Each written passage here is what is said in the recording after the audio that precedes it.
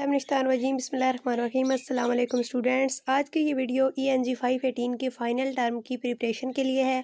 इसका part 1 upload हो चुका है, उसका लिंक डिस्क्रिप्शन में आपको मिल जाएगा। पार्ट 1 में 29 तक जो चैप्टर्स थे वो हमने कवर किए। इंशाल्लाह लेसन 30 से आगे हम देखेंगे कि कौन से MCQs जो हैं वो इंपॉर्टेंट है और कौन से क्वेश्चंस पेपर में आ सकते हैं। ओके, इससे पहले एक रिक्वेस्ट है, अगर आपने मेरे चैनल को सब्सक्राइब नहीं किया तो काइंडली सब्सक्राइब कर दें। लेसन नंबर 13 में देखते हैं जी हमारे पास कौन कौन से MCQs इंपॉर्टेंट है। Experimental method. The experimental method is a systematic and scientific approach to research in which the researcher manipulates one or more variables. तो ये वाली जो डेफिनेशन है ये वाली क्वेश्चन में आती होती है, ये आपने याद करनी है एक्सपेरिमेंटल मेथड। ठीक है, ये एक साइंटिफिक और सिस्टमैटिक स्टडी है जिसमें जो रिसर्चर्स होते हैं वो डिफरेंट वेरिएबल्स को मैनिपुलेट करते हैं। आगे हमारे पास इसमें जो क्वेश्चन के पॉइंट ऑफ व्यू से इंपॉर्टेंट है वो इसकी टाइप्स हैं एक्सपेरिमेंटल डिज़ाइन की। 2 टाइप्स के एक्सपेरिमेंटल डिज़ाइन होते हैं, true experiments and quasi experiments. इनकी डेफिनेशन आपने याद करनी है। आगे इनमें डिफरेंस दिया हुआ है जो कि बहुत इंपॉर्टेंट है, तो आपने इनका जो डिफरेंस है वो लाजमी देख लेना है। True experiment participants are randomly assigned. इसमें जो ट्रू एक्सपेरिमेंट्स होता है, ट्रू एक्सपेरिमेंट में जो पार्टिसिपेंट्स होते हैं वो रैंडमली असाइंड होते हैं, क्वेजी एक्सपेरिमेंट में रैंडमली असाइंड नहीं होते। इस तरह और इनका डिफरेंस थोड़ा सा दिया हुआ है डिटेल से, ये आपने एक दफ़ा देख लेना है। उसके अलावा यहाँ पे वेरिएबल्स की कुछ टाइप्स दी हुई है, ये आपने जस्ट एक दफ़ा रीड करनी है। Among students of the same age and intelligence, skill performance is directly related to the number of practices traits, particularly among boys, but less directly among girls. तो ये वाला MCQs के पॉइंट ऑफ व्यू से important था। Next है जी हमारे पास, अब हमने एक एक्सपेरिमेंटल स्टडीज़ डिज़ाइन करनी है, तो उसमें क्या स्टेप होंगे वो यहाँ पे बताए गए हैं। तो ये भी आपने रीड कर लेना है, बेशक आप इनको अपने वर्ड्स में पेपर में लिख सकते हैं। सबसे पहले आपने एक स्ट्रेटजी प्लान करनी है। देन जो आपकी स्टडी है वो वैलिड होनी चाहिए, ऑब्जेक्टिव होनी चाहिए, एक्यूरेट होनी चाहिए और इकोनॉमिकली भी पॉकेट फ्रेंडली होनी चाहिए। Experimental design sets up framework adequate test to the test the relations among variables. मतलब आप उनके जो वेरिएबल्स हैं उनके दरमियान रिलेशन को टेस्ट करने के लिए एक एडुकेट टेस्ट भी आप कर सकते हैं। उसके अलावा यहाँ पे ये वाला MCQs के पॉइंट ऑफ व्यू से इंपॉर्टेंट है। An active variable is a variable that is manipulated by the investigator. तो ये वाला MCQs के पॉइंट ऑफ व्यू से इंपॉर्टेंट था। नेक्स्ट यहाँ पे है कि ये वाला जो उन्होंने दिया हुआ है ना, प्रोसीजर एंड एक्सपेरिमेंटल मेथड, ये आपसे इस तरह पूछे जाएंगे जैसे ये वाला MCQs में भी आया हुआ था कि homogeneous groups falls into dash categories. तो ये कौन से ग्रुप में फॉल करते हैं, तो ये लोकल ग्रुप में फॉल करते हैं, होमोजीनियस ग्रुप। इस तरह आपने बाकी भी देख लेना है कि रिपीटेड ट्रीटमेंट रेप्लिकेशन के सेगमेंट्स में होते हैं, वैलिड एस्टिमेट रैंडमाइजेशन, तो ये इस तरह से पेपर में आते हैं। आगे हमारे पास characteristics of good experimental design, तो ये वाला इंपॉर्टेंट है। करैक्टरिस्टिक्स में मैंने आपको पहले भी बताई है, जितनी भी दी हुई है, जिस चीज़ की, जिस चीज़ एक्सपेरिमेंट की, जिस चीज़ मेथड की, वो आपने लाजमी याद करनी है। तो इसकी जो करैक्टरिस्टिक्स है, अगर इसमें नोट लिखने के बारे में आ जाए कि आप एक्सपेरिमेंटल डिज़ाइन के बारे में नोट लिखें, इसके बारे में आप क्या जानते हैं, तो आप ये करैक्टरिस्टिक्स भी वहाँ पे लिख सकते हैं। यानी करैक्टरिस्टिक याद करने से आपके 2 क्वेश्चन बन जाएंगे। तो ये आपने याद रखनी है कि इसमें कौन कौन सी इंपॉर्टेंट करैक्टरिस्टिक्स होनी चाहिए। जो हमारी ऑब्जर्वेशन है, जो हमारे एक्सपेरिमेंटल डिज़ाइन है वो अनबायस्ड होना चाहिए और क्वांटिटेटिव डिस्क्रिप्शन, ट्रू प्रिसीजंस, उसका कोई ऑब्जेक्टिव होना चाहिए एंड उसकी कॉस्ट जो है वो मिनिमम होनी चाहिए। नेक्स्ट यहाँ पे उन्होंने बताया हुआ है कि various types of error possible. अच्छा, ये वाला भी MCQs में आया हुआ था कि वो यहाँ से किसी भी एरर का नेम देंगे कि ये कौन सी कैटेगरी में फॉल करते हैं। तो चांस एरर में से यहाँ से आए हुए थे, measurement of the error, sampling error and individual differences, तो ये किस कैटेगरी में फॉल करते हैं, चांस एरर। सिस्टमैटिक एरर की भी इस तरह से ये वाले आपने याद रखना है कि इसमें कौन कौन से एरर्स की उन्होंने बताया हुआ है। Major design in experimental research, simple random design, simple treatment effects, randomization at a level, ये भी आपने एक दफ़ा जस्ट रीड कर लेना है और इनमें से जस्ट MCQs ही आते हैं, ये क्वेश्चन में ऐसे क्वेश्चन नहीं आते हैं। नेक्स्ट ये वाला भी हमारा MCQs में आया हुआ था, फैक्टोरियल डिज़ाइन। ये जो इसके 3 आगे से उन्होंने बताए हुए डिज़ाइन तो उन्होंने दिए हुए थे, ये कौन से डिज़ाइन की कैटेगरी में आते हैं। तो ये जो 2 or more cross classification of treatments variable and simultaneously studied commonly features with treatment X level design, तो ये सारे फैक्टोरियल डिज़ाइन में आते हैं। नेक्स्ट है जी हमारे पास लेसन नंबर 31, हिस्टोरिकल रिसर्च। सबसे पहले तो आपने हिस्टोरिकल रिसर्च होती क्या है इसके बारे में अगर क्वेश्चन आ जाए तो आपको पता होना चाहिए। हिस्टोरिकल रिसर्च का मतलब होता है कोई meaningful recording of past events, कोई भी मीनिंगफुल रिकॉर्डिंग्स जो हमारे पास्ट इवेंट्स को डिस्क्राइब कर रही हो, वो हिस्टोरिकल रिसर्च होती है। और आगे ये अगर लॉन्ग क्वेश्चन में आता है तो इसको आपको थोड़ा डिटेल से लिखना पड़ेगा, इसको जस्ट आप एक दफ़ा रीड कर लें। ये एक साइंटिफिक मेथड होता है ऑफ इंक्वायरिंग हिस्टोरिकल प्रॉब्लम्स। इसके अलावा आप देख लेना है कि हिस्टोरिकल रिसर्च का एजुकेशन में क्या रोल होता है। In the field of education historical research help educator understand problem and issues, it accumulates knowledge, it improves practical practices and policies.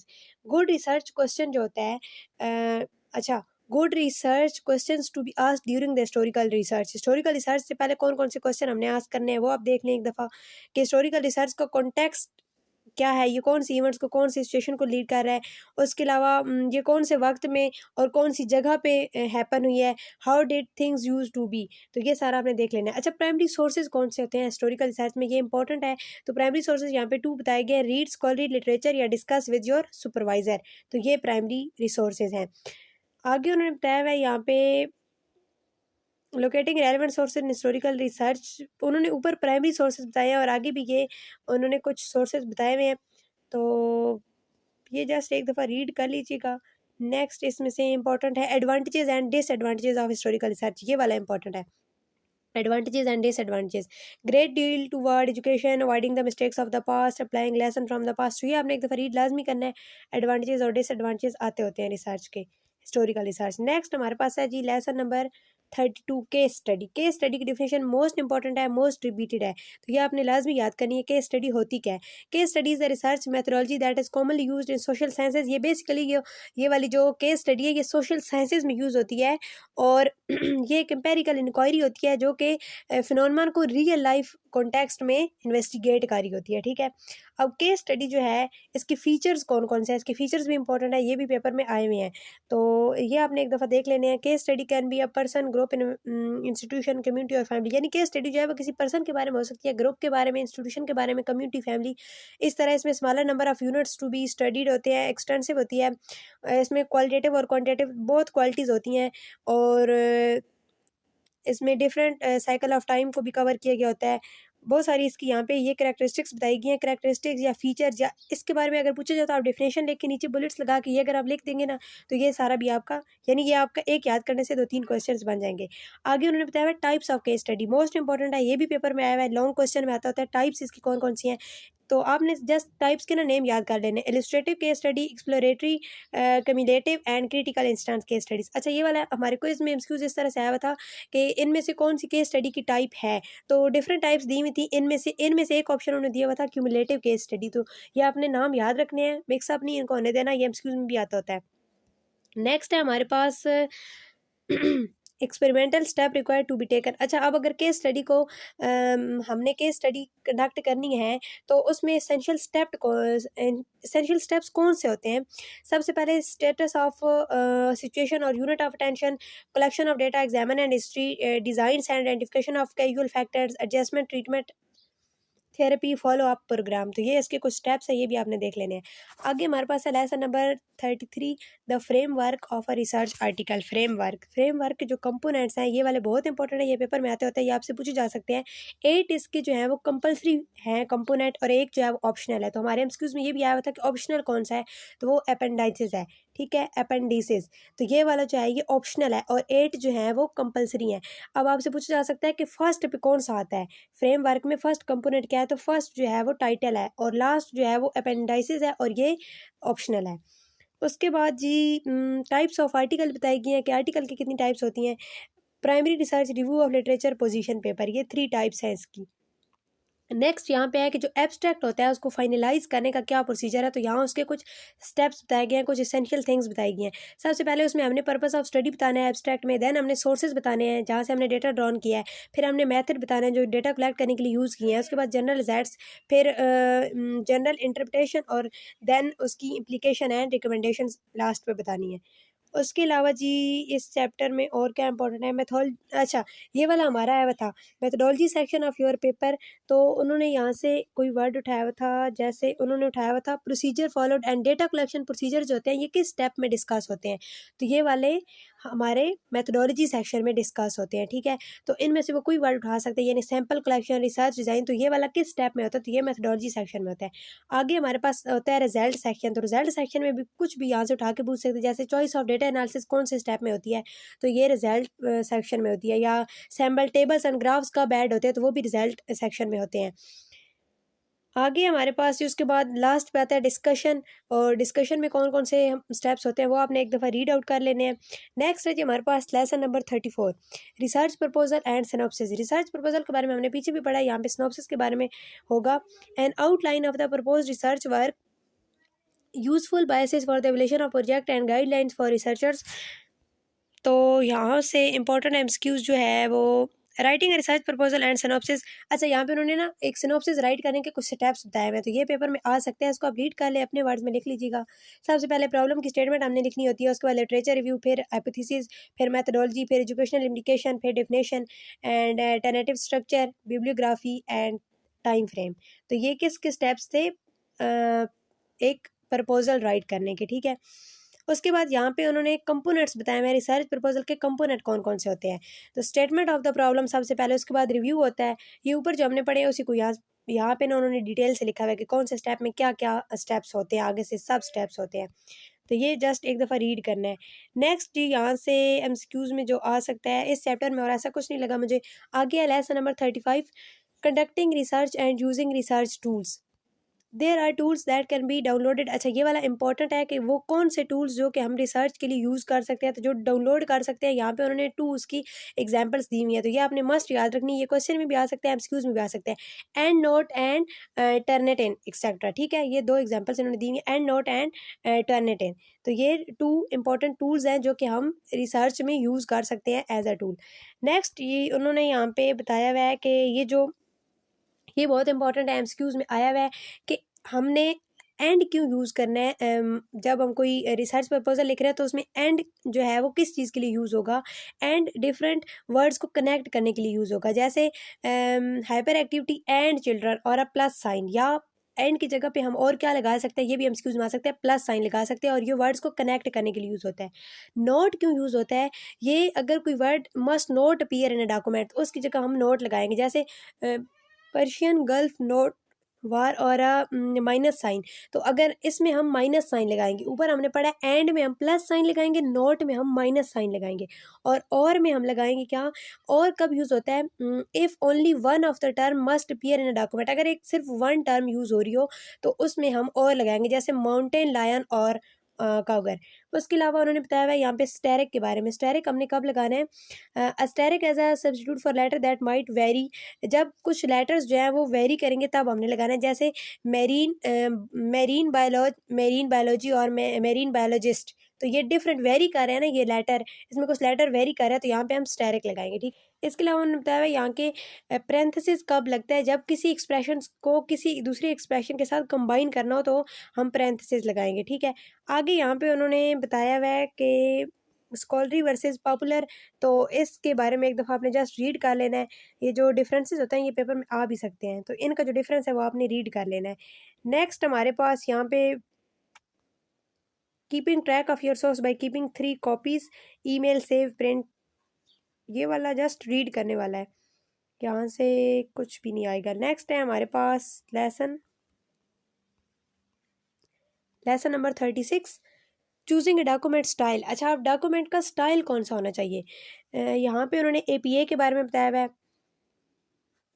Details that are needed for citation, authors, editor, organization, full names, title of article, book or a chapter if each chapter has different authors, name of the book, general, periodical। तो ये वाला हमारे MCQs में इस तरह से आया हुआ था कि प्लेस ऑफ पब्लिकेशन जो है ये किस में हमें चाहिए होती है, ये सिर्फ बुक्स के लिए होती है। तो ये दो एमसीक्यूज आपने मिक्स अप नहीं करने। वॉल्यूम्स एंड इश्यूज नंबर हमें चाहिए होते हैं फॉर जर्नल्स ओनली, ये सिर्फ जर्नल्स के लिए होते हैं, और जो प्लेस ऑफ पब्लिकेशन है ये बुक्स के लिए होती है। तो इनमें से कोई और पॉइंट भी वो उठा के पेपर में दे सकते हैं, जैसे पेज नंबर किसके लिए चाहिए होते हैं, तो वो page numbers for articles and chapters only, ठीक है। तो ये आपने इसको इस तरह से देखना है कि ये एमसीक्यूज में आ सकता है। अब उन्होंने बताया हुआ है चूजिंग अ डॉक्यूमेंटेशन स्टाइल, अगर हमने एपीए जो डॉक्यूमेंटेशन स्टाइल है वो हमने चूज़ करना है तो उसमें कौन से स्टेप होंगे। सबसे पहले वो स्टेप्स को देख लेते हैं। Select a style appropriate for your discipline, APA American Psychological Association, ये इसकी एब्रीवेशन भी पूछी जा सकती है, American Psychological Association. Supporting a thesis in a typical way, formatting a working thesis and support within a well organized evidence. तो ये सारे इसके स्टेप्स बताए हुए हैं।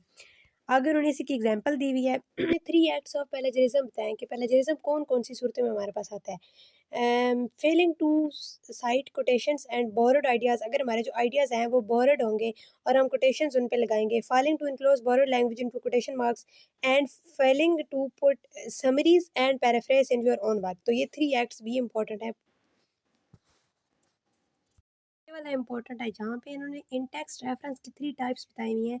एपीए यानी APA American Psychological association, Harvard and MLA, modern language association. तो ये आपने याद रखनी है। थ्री इंटेक्स रेफरेंसेस की 3 टाइप्स हैं, ठीक है। इंटेक्सटेशन के बारे में यहाँ पे उन्होंने बताया हुआ है, लेकिन इसको ज़्यादा डिटेल से करने की ज़रूरत नहीं है। आगे है जी हमारे पास कौन सा इस चैप्टर में से, आई थिंक कोई इंपॉर्टेंट नहीं है। अब नेक्स्ट चैप्टर है हमारे पास lesson number 37, studying literature the pre critical responses. तो यहाँ पे हम लिटरेचर के बारे में पढ़ेंगे, उसके ऑब्जेक्टिव्स क्या होते हैं। तो ये आपने ऑब्जेक्टिव इसके जो हैं ये रीड करने हैं एक दफ़ा खुद से, ठीक है। Understanding of the basic theoretical concept, contemporary approaches, major differences, underlying of the aims, knowledge of key forms. तो ये आपने इसके ऑब्जेक्टिव जस्ट रीड कर लेने हैं एक दफ़ा। ये वाला जो मोस्ट इंपॉर्टेंट है वो है इसके कंपोनेंट कि लिटरेरी वर्क में कंपोनेंट कौन से होते हैं। अच्छा, ये एमसीक्यूज़ में इस तरह से पूछा जा सकता है। एक एमसीक्यूज़ था उसमें, और उन्होंने जो थे वो इरेलीवेंट ऑप्शन दिए हुए थे, और जो करेक्ट ऑप्शन उन्होंने दिया था वो यहाँ से उन्होंने प्लॉट दिया हुआ था कि कौन सा कंपोनेंट है लिटरेरी वर्क का। आपसे ये भी पूछा जा सकता है कि लिटरेरी वर्क के कंपोनेंट्स हैं कितने, तो ये भी आपने देख लेना है। उसके अलावा ये क्वेश्चन लॉन्ग में भी आ सकता है, तो ये आपने कंपोनेंट सारे याद करने हैं। उसके अलावा यहाँ पे उन्होंने बताया हुआ है कि the distinctive handling of the language, इसको छोड़ दें, जस्ट रीड कर लेना है इसको, इसमें इतना ज़्यादा इंपॉर्टेंट कोई नहीं है। उस चैप्टर में बस कंपोनेंट ही इंपॉर्टेंट थे। आगे हमारे पास lesson number 38, introduction to the textual scholarship, genres and source studies. Different है, हम यहाँ पे जॉनरास के बारे में पढ़ेंगे। अब लिटरेचर को अगर एज अ आर्ट लिया जाए तो उसके 3 फंडामेंटल क्वेश्चंस लिखें। ये वाला क्वेश्चन आ सकता है, तो आपने जस्ट इन क्वेश्चन को एक दफ़ा रीड करना है, इसकी डिटेल्स में जाने की ज़रूरत नहीं है, जस्ट आप क्वेश्चन देख लें। Do we have an accurate version of what we are studying, यानी कि जो हम स्टडी कर रहे हैं उसके पास हमारे पास उसका एक्यूरेट वर्जन होना चाहिए। And what we are dealing with, हम डील किस चीज़ से कर रहे हैं। And did earlier writings help this work come into being, और जो अर्लियर राइटिंग्स हैं वो हेल्प कर रही हैं हमारी ये स्टडी में। तो ये 3 फंडामेंटल क्वेश्चंस थे। उसके अलावा यहाँ पे लिटरेचर के बारे में और जो चीज़ याद रखने के लिए ज़रूरी है वो है जॉनर। अच्छा, जॉनर की डेफिनेशन और इसकी एग्जांपल्स आपने, इसकी टाइप्स आपने देख लेनी है। जॉनर का मतलब होता है a type of art, literature और music characterized by specific form, यानी कि एक आर्ट की स्पेशल जो फॉर्म होती है उसको हम कहते हैं जॉनर, ठीक है। वो कौन कौन सी फॉर्म्स हो सकती हैं, जैसे लिटरेचर की 4 इसके मेन जॉनरास हैं, ठीक है। Poetry, drama, fiction and non fiction. तो पोइट्री, ड्रामा, फिक्शन और नॉन फिक्शन की आपने एक दफ़ा डेफिनेशन देख लेनी है। फिक्शन और नॉन फिक्शन में डिफरेंस बहुत इंपॉर्टेंट है, ये पेपर में आता होता है। यहाँ पे उन्होंने बताया हुआ है कैरेक्टरिस्टिक्स ऑफ फिक्शन, और आगे उन्होंने नॉन फिक्शन की भी बताई हुई है। फिक्शन का मतलब होता है जो इमेजिनरी राइटिंग होती है, जिसमें नॉवेल्स वगैरह होते हैं जिसका हकीकत से कोई तल्लुक नहीं होता, तस्वुराती जो एक स्टोरीज होती हैं वो फिक्शन होती है। इसकी 3 कैटेगरीज उन्होंने बताई हुई है, realistic, non realistic and semi fiction. तो ये वाला भी एमसीक्यूज में आया हुआ था। आगे उन्होंने बताया कि फिक्शन में जो वर्क होता है ये रियल नहीं होता है। ऑथर्स करने कॉम्प्लेक्स फिगरेटिव लैंग्वेज, इसमें फिगरेटिव लैंग्वेज यूज़ हुई भी होती है, और इसमें यानी कि ना पोइट्री में ये होता है कि वो वर्ड्स की वो राइम वगैरह, मतलब कि उनके तरतीब एक बनाने के लिए एक जैसे हम आवाज़ अल्फाज की तरतीब बनाने के लिए ना, तो वो स्ट्रक्चर वगैरह उसका इतना नहीं होती, स्ट्रक्चर्ड नहीं होती पोइट्री। तो यहाँ पे ग्रामेटिकल पैटर्न वगैरह का ज़्यादा ख्याल रखा जाता है फिक्शन में। ये फिक्शन और नॉन फिक्शन की करैक्टरिस्टिक्स आपने लाजमी याद करनी है। नॉन फिक्शन जो है इसमें फैक्चुअल, यानी इसमें फैक्ट्स के बारे में लिखा होता है, ठीक है। इसमें रियल स्टोरीज होती हैं, रियलिस्टिक इसमें मटेरियल होता है। यहाँ पे बताया हुआ है इसमें पर्सनल एसेस आ सकते हैं, फैक्चुअल लाइक साइंटिफिक पेपर वगैरह, ये इसकी एग्जांपल है। तो ये पूछा जा सकता है साइंटिफिक पेपर किसकी एग्जांपल है, तो वो फिक्शन, नॉन फिक्शन की एग्जांपल है। फिर यहाँ पे उन्होंने एक एग्जांपल दी हुई है, माइकल पोलन हाइल्सी सेलिब्रेटेड बुक। तो ये एग्जांपल है नॉन फिक्शन की। उसके अलावा और भी आगे उन्होंने एग्जांपल दी हुई है, नेचुरल हिस्ट्री ऑफ 4 मील्स। तो ये आपने एक दफ़ा देख लेना है। नेक्स्ट है हमारे पास lesson number 39, research method in literature.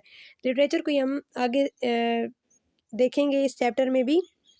यहाँ पे उन्होंने बायोग्राफिकल क्रिटिसिज्म के बारे में बताया कि ये ऑफनली एसोसिएटेड है हिस्टोरिकल बायोग्राफिकल क्रिटिसिज्म से। Sees as a literary work chiefly, it's not exclusively as reflection of its author life's and times. Importance of historical perspective, इसकी इंपॉर्टेंस आपने एक दफ़ा देख लेनी है। इसमें से to examine how the author's own experiences may be reflected in the text. तो यहाँ से एमसीक्यूज में कुछ आ सकता है, इतना ज़्यादा ये इंपॉर्टेंट नहीं है। What why examine the time period in which a piece was written, every work is written in specific time, time period change how people think and their views of world. तो ये वाला अगर आप topic कर लेते हैं तो इसमें आप इसकी करेक्टरिस्टिक्स भी खुद से लिख लेंगे।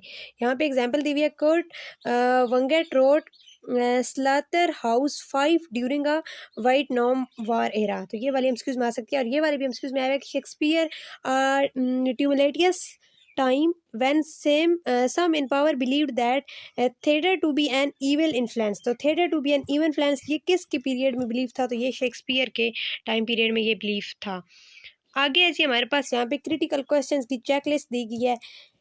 तो when was work written, published, received and why? What does it reveal about the standards, test, values, why social attitudes? तो ये आपने एक दफ़ा रीड कर लेना है। आगे उन्होंने एडवांटेजेस एंड डिसएडवांटेजेस बताए हुए HBM के, ये भी जस्ट एक दफ़ा रीड करने हैं आपने। उसके अलावा यहाँ पे बताया हुआ है, a moral philosophical approach usually describes over evaluates a work in terms of the ideas and values it contains. This often mean examining a work's ideas and values both those expressed directly by the narrator. Critics believe that the major purpose of literature is to teach morality. ये वाला MCQs में आया बताया गया, क्राइटिक्स का क्या believe था कि जो मेजर पर्पस है लिटरेचर का वो क्या है? To teach morality. इसमें से 2-3 एमसीक्यूज बन रहे हैं। एक और भी आया था कि किसने ये एम्फेसाइज किया था, एम्फेसाइज ऑन मोरालिटी। तो वो डिफरेंट उन्होंने ऑप्शन दी हुई थी, एरिस्टोटल, प्लेटो, होरैक। तो प्लेटो एंड होरैक ये 2 जो पर्सनैलिटीज़ थी, ये 2 जो हमारे पास फिलोसफर थे, इन्होंने एम्फेसाइज किया था मोरालिटी पे।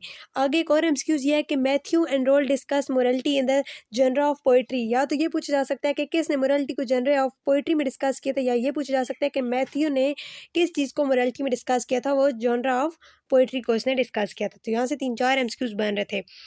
आगे जो हमारे पास लिटरेचर एज, अच्छा लिटरेचर के ना डायएक्टिक पर्पस हो सकते हैं। जैसे जो लिटरेचर बंदा राइट कर रहा है वो as a teacher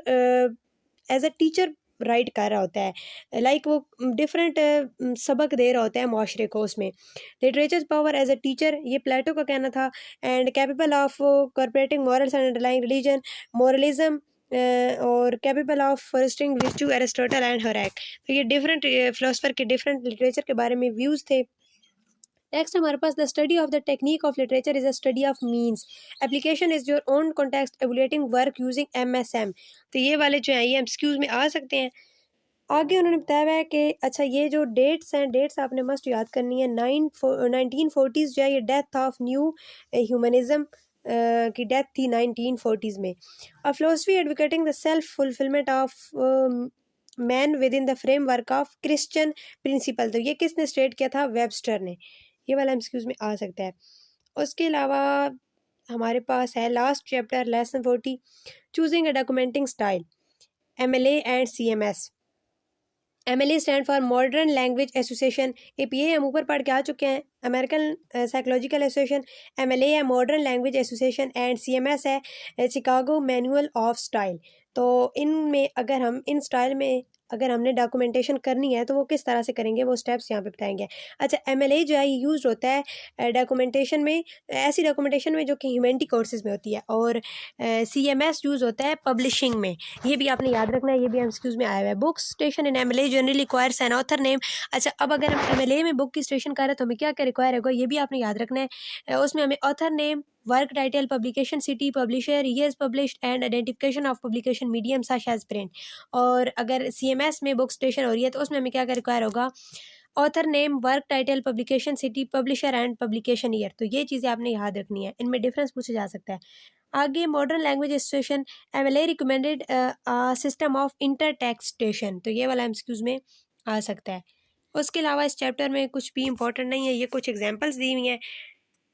plagiarism unacceptable boring. अच्छा यहाँ पे उन्होंने ये बताया हुआ है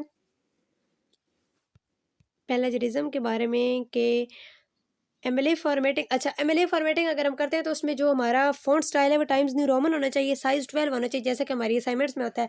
और टाइटल पेज नहीं होना चाहिए, मार्जिन्स 1 ऑल साइड्स। ये इन्होंने थोड़ा सा डिफरेंस है MLA में और CMS में। तो CMS में जो है वो भी उन्होंने कहा है कि required many history and humanities instructor consult your advisor, give at foot of the page footnotes, end of the page end notes. और उसमें भी उन्होंने कहा है कि superscript numbers in the text of the paper, इसकी उन्होंने आगे से बताई हुई थी। हाँ इसका ये बताया हुआ है, इसका बताया हुआ है कि इसमें भी टाइम्स न्यू रोमन होना चाहिए, साइज इसमें 12 होना चाहिए, लेकिन ये स्पेसिफिक नहीं है। और फुल टाइटल पेज होना चाहिए। उन्होंने कहा था नो टाइटल पेज। मार्जिन इसमें भी 1, all sides begin the end notes on a new page at the end of the paper, बाकी सेम ही है। आगे उन्होंने यहाँ पे चैप्टर हमारा एंड हो रहा है, फुट नोट और एंड नोट और बिब्लियोग्राफी को उन्होंने कुछ एग्जांपल्स दी हुई हैं। आई होप सो आपके लिए बहुत ज़्यादा हेल्पफुल होगा पेपर में। तो best of luck for your exams, दुआ में याद रखिएगा। अल्लाह हाफिज़।